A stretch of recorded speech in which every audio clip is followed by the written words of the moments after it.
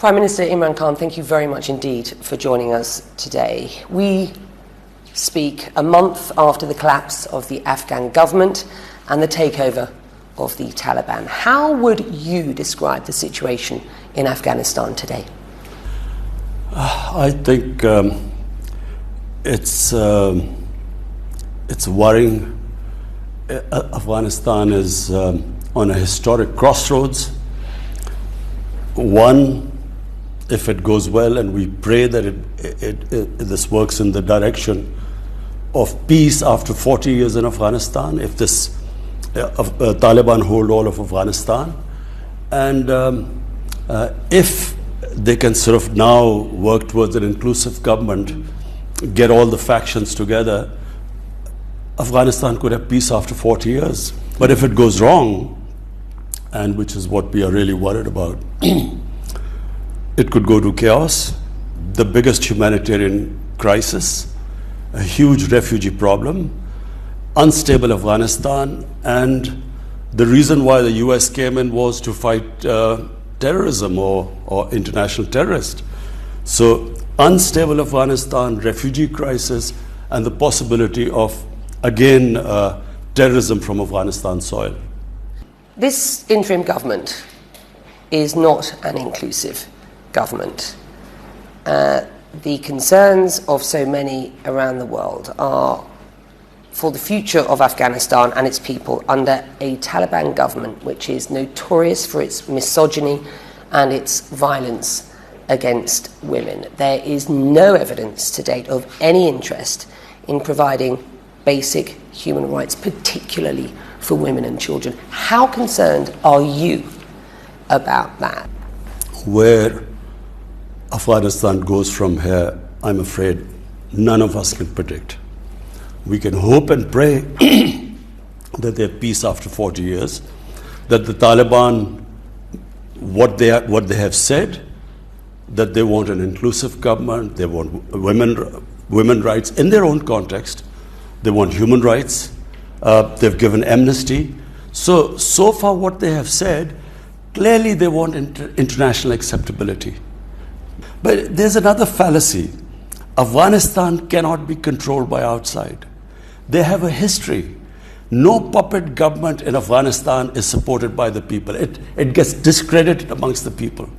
So rather than sitting here and thinking that we can sort of control them, we should incentivize them. Because Afghanistan, this current government, clearly feels that without international aid and help, they will not be able to stop this crisis. So we should incentivize them, push them in the right direction. If it seeks legitimacy, it will need to show evidence that it shares the values of those that it is seeking legitimacy for, and that being the West, for example. I grew up watching you as a star of Pakistan's cricket team. The Taliban have said that women shouldn't play cricket. In fact, they've said women shouldn't be involved in sport at all. This is the sort of Taliban that we are seeing today. Do you support that? I mean, women have been protesting about more inclusivity, about their rights. We know women, first-hand experience, women are too frightened to come out of their homes. They're too frightened to go to the workplace if they're allowed at all. Do you support their calls? I feel very strongly that it's a mistake to think that someone from outside will give Afghan women rights. Afghan women are strong. Give them time. They will get their rights. Should women have access to the same roles in public and in private life? Of course, women should have the ability in a society to fulfill their potential in life. So you won't be able to support a Taliban government that doesn't allow that? Is that what you're telling me? No. What I'm saying is that you cannot impose women's rights from abroad. That's just the beginning of my interview with... I want to come back to your very real concerns about the risks to Pakistan's national security in a moment, but bear with me. You have criticised the US pullout from Afghanistan, describing America as having messed it up in Afghanistan. Is that something that you have told the US President personally? Have the two of you spoken since the collapse? No, I have spoken to, then he was Senator Joe Biden, way back in 2008. You haven't spoken to the President of the United States since the collapse of the country to the Taliban, correct? No, I haven't. He hasn't called you since coming into office, correct? He's a busy man. Pakistan is a major non-NATO ally, and yet no call between you and the US President. Do you see this as punishment for supporting the Taliban while they were killing US troops? Well, you have to ask him why he's too busy to call. But let me just say one thing. I heard this, the Senate hearing going on, which Secretary Blinken was asked all these questions. I want to say this, and I hope that the American politicians would listen to this. You know, Pakistan is the country. Just because we sided with the US, we became an ally of the US after 9/11 in the war in Afghanistan. The suffering this country went through. At one point, there were 50 militant groups attacking our government. In the 80s, Pakistan joined the US against the Soviets. We trained the Mujahideen to do jihad in Afghanistan. Amongst them was Al-Qaeda, Taliban were part of the Mujahideen groups. We trained them that foreign occupation, fighting against them, is a sacred duty, is jihad, is a holy war. Fast forward to 9/11, US needs us in Afghanistan. George Bush asked Pakistan to help. And he famously said, we will not abandon Pakistan again. Pakistan joined the US war in Afghanistan. Was I the Prime Minister? I would never have done that. Firstly, the same Mujahideen, now we are telling them because US has invaded Afghanistan, now it's terrorism. They turn against us. Then all the tribal belt of Pashtuns on our side of the border, the Pashtun nationalism kicked in. So they had all sympathies with the Taliban, not because religious ideology, because of Pashtun ethnicity. So you must understand what happened. No, I really want people to know. They turned against the Pakistan army as collaborators. So the jihadis turned against us, the Pashtuns turned against us, and the more we tried the military operations in civilian areas, the more collateral damage, the more. So we had 50 militant groups attacking us. And on top of it, they must also know there were 480 drone attacks by the US in Pakistan. Only time a country has been attacked by its ally. The fact is, Washington, it seems, just can't trust Pakistan. There are calls by lawmakers to reassess the relationship with Islamabad now, to reassess its status as a major non-NATO ally. This was the exchange during the US Secretary of State's congressional testimony on Afghanistan on Monday. We used to always hear diplomatically that we have a complicated relationship with with Pakistan. I would say it's often duplicitous. I think you're very right to point at the role that Pakistan has played throughout the past 20 years and even before.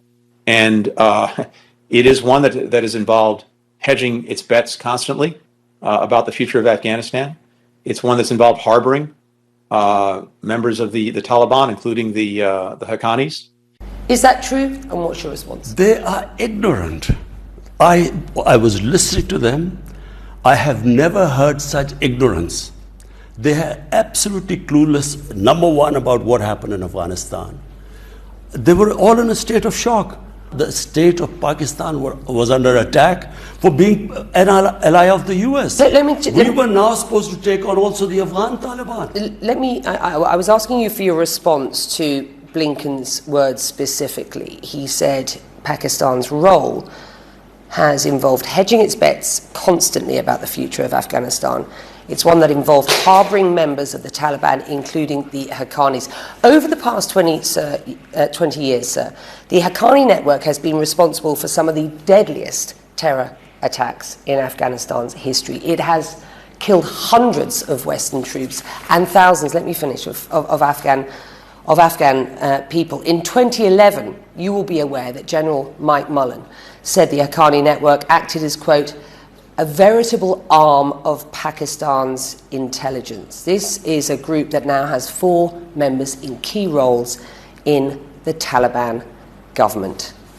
Is it any wonder that there is a trust deficit between the West and Pakistan? It is complete ignorance. The Americans did not understand what the Haqqani network was. What was it? Haqqani is a tribe. It's a Pashtun tribe living in Afghanistan. The Haqqani tribe lives in Afghanistan. 40 years ago, when the Afghan Jihad took place, we had 5 million Afghan refugees in Pakistan. Amongst them were a few of the Haqqanis. And the Haqqanis were Mujahideen, were fighting the Soviets. They were born in a Pakistan refugee camp. So what they were asking us was that in these refugee camps, 3 million people living in the refugee camps, we were supposed to check which one of them was Taliban and which not. That doesn't deny the fact that the Pakistan Intelligence Agency has been funding and supporting the Taliban through the Haqqani network. Funding. You know the total budget of Pakistan? It's $50 billion for 220 million people. $50 billion. Americans were spending $300 million a day. They spent $2 trillion. Was Pakistan... Did we have the capacity to fund another war? We can barely meet our own expenses. You have admitted that Pakistan's intelligence agency has close ties to the Haqqani network. You have said in the past that you're not sure why the US hasn't leveraged those connections to get the Taliban effectively to the negotiating table. You've always supported dialogue with the Taliban.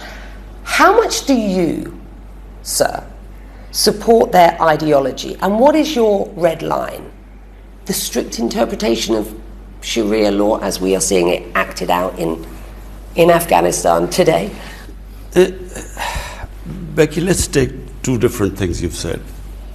Pakistan's ties with the Afghan Taliban, Pakistan's intelligence agencies. Intelligence agencies' job is to have connections with everyone. They speak to everyone. The US CIA would be speaking to Taliban. You know, they have to. That's the job of intelligence agencies.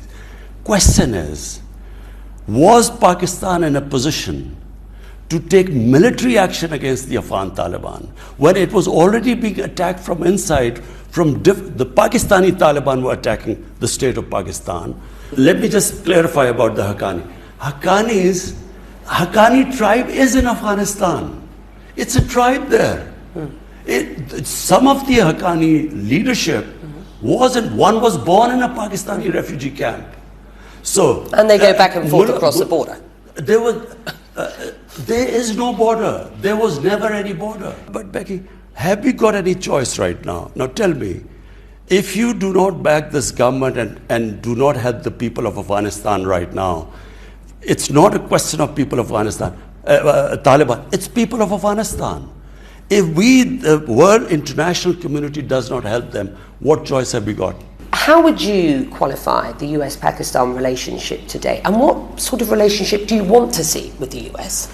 Unfortunately, you know, our relationship during this whole, the US occupation of Afghanistan was a terrible relationship. It was, the US said we are paying Pakistan, you know, and they paid us $9 billion for civilian aid and 11 billion for military aid. And they said, we're paying you, and so we were like a hired gun. In Pakistan, people, I'm not talking about the leadership because I think we were let down by our leadership. The people felt that here by joining the US, we had the bombs going on everywhere. Benazir Bhutto was killed because of that. Our economy tanked. I mean, we $150 billion plus we lost to the economy. What I would like a relationship with the US is now, like the US has a relationship with India. You know, not one-dimensional relationship where they're paying us to fight. We want a normal relationship. I promised to ask you about the risks to Pakistan's national security if the situation in Afghanistan doesn't improve. So explain what you believe those risks are and just how concerned you are at present. The biggest concern are refugees. The biggest concern are refugees. We already have 3 million refugees in Pakistan. Our country cannot afford more refugees. We have come out of a very difficult economic situation. We cannot take more refugees. The second worry is terrorism. We had 3 sets of terrorists in Afghanistan using the soil to attack us: ISIS, Pakistani Taliban, and the Baloch terrorists. So if there is chaos in Afghanistan, if there's not stability there, then we have these 2 major problems looming in front of us. We are the country that is going to suffer the most.